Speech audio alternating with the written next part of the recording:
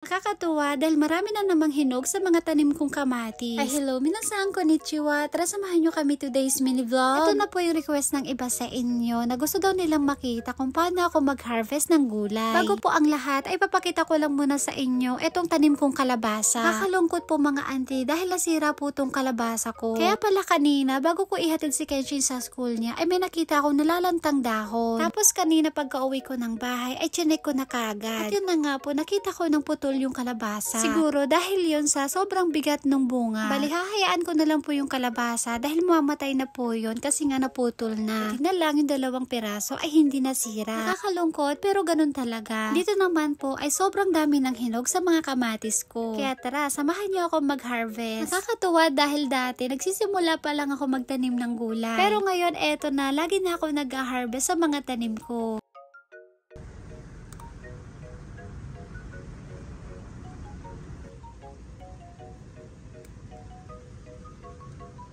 Dito sa mga tanim kong kamatis, may malalaki tapos meron ding maliliit. Ang sarap nitong ulamin, lalong-lalo na kapag sinasawsaw sa bagoong. Kami pala ni Hapon ay mahilig kami sa kamatis. Sobrang sarap at ang dami nating pwedeng gawin dito. Pwede to sa salsa, sa salad, tapos isahog sa sinigang. Basta ang dami mga auntie. Minsan ang ginagawa ko pa dito kapag nagluluto ako ng spaghetti, ito yung ginagawa kong sauce. Alam niyo po, hindi man sa inosente ako no, pero dito lang po ako sa Japan nakakita na ganito katataas yung puno ng kamatis. Dati dun sa probinsya namin, may nakita akong puno ng kamatis pero lagpas tuhod lang. Hindi gaya ng mga tanim kong kamatis, parang lagpas tao. Yun po yung napansin ko no, pero pwede po kayo mag-comment dyan kung merong ganitong katataas na kamatis dyan sa atin. Ito pala maliliit na kamatis, ang tawag pala nila dito ay cherry tomato. Ako po kasi, ang tawag ko dito ay mini tomato kasi napaka-cute ng size niya. Sa mahal po ng mga bilihin natin ngayon, kailangan marunong po tayo magtipid. Hindi lang yun, syempre, kailangan din nating dumiskarte. Kaya ng pagtatanim ng mga gulay, kapag meron kayong mga binhi dyan mga auntie, itanim nyo na po yan. Sa mga kagaya ko po nagtitipid, pwede po tayo magtanim kahit maliit man po yung bakuran natin. Basta ang kailangan lang po natin dyan ay diskarte. Pwede na nga rin tong talong, kaya kukunin ko na rin. Sa pag-harvest nga po pala ng talong, ay gumagamit ako dito ng gunting para maputol. Pwede rin naman kahit hindi kayo gumamit ng gunting mga auntie, okay lang naman yun. So depende po yan kung paano kayo mag-harvest, basta hindi lang po masisira yung puno ng talong. Meron nga rin po pala ako ditong bilog na talong. Kapag pwede na yung harvestin, ay sasahog ko yan sa pakbet. Ito naman po yung mga tanim kong pepper. Kahit hilaw po yan, ay pwedeng kainin. Hindi ko pa po ito ha-harvestin kasi meron pa po yung ilalaki. Masarap po itong pepper na to kasi napakatamis. Meron din ako ditong sili na napakaanghang. Itong tanim ko na to, dito talaga ako nagugulat. Una akala ko zucchini, pero hindi pala siya zucchini mga auntie. Nakagulat to kasi lumalaki siya ng lumalaki. Hindi ko po alam po anong tawag dito kasi first time ko lang po magtanim ng ganito.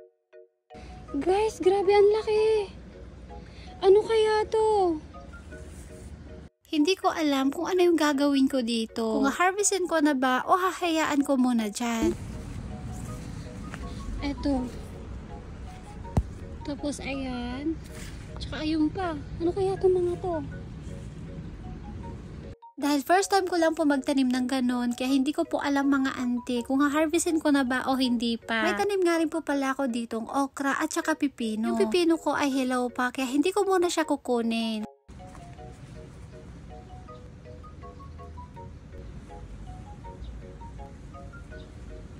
Pagkatapos ko mag-harvest ng gulay, ay may nakita ako ditong pakwan. Naligaw ata to, kaya dito na siya tumubo. Kaya ang gagawin ko po ay tatanggalin ko siya dyan, tapos ililipat ko dun sa likod. Tapos dito naman po ay meron na rin bunga itong tanim kong pakwan. Kakatuwa dahil meron na naman kaming hihintayin. Pagkatapos ko po dun sa harap, ay napunta naman ako dito sa likod para tignan itong mga tanim kong sitaw. Marami na nga bunga itong mga sitaw ko, kaso medyo maliliit pa. Kaya hindi ko pa po ito pwedeng kunin. Siguro mga 2 linggo pa po, pwede na itong mga to. Kakaputol ko nga lang ng mga sanga, tapos ang dami-dami na naman. Katapos ko dun sa mga sitaw ko, ay chinek ko naman itong mga tanim kong kamote. Ito naman po yung mga tanim kong mais, nagkakaroon na po siya ng bunga. Nakakatuwa po no, kasi dati ay tinatanim ko lang itong mga to, pero ngayon ay pwede nang harvestin yung iba. Ito naman po yung pakwan na pinakita ko sa inyo kanina. Inunod ko nga po kasama yung ugat dahil itatanim ko dito sa likod. Dito ko na lang po naisipang itanim para makagapang. Dito ay pwede siyang gumapang dyan kahit saan dahil malaki naman yung space. Habang nagbubungkal nga ako dito kanina, ay grabe mga auntie, sobrang init. Yung kutis ko, bahala na kahit umitim na ako dito mga auntie. Pagkatapos kong maitanim yung pakwan, ay didiligan ko muna. Dito na nga ako mag-iigib sa irrigation dahil malakas naman yung agos ng tubig. Buti na lang ay umaro ngayon dahil minsan kasi ay lagi umuulan dito sa amin. Kaya eto na naman nga, dumadami ulit yung mga damo. Rigat na nga ruuton, makabannog anti.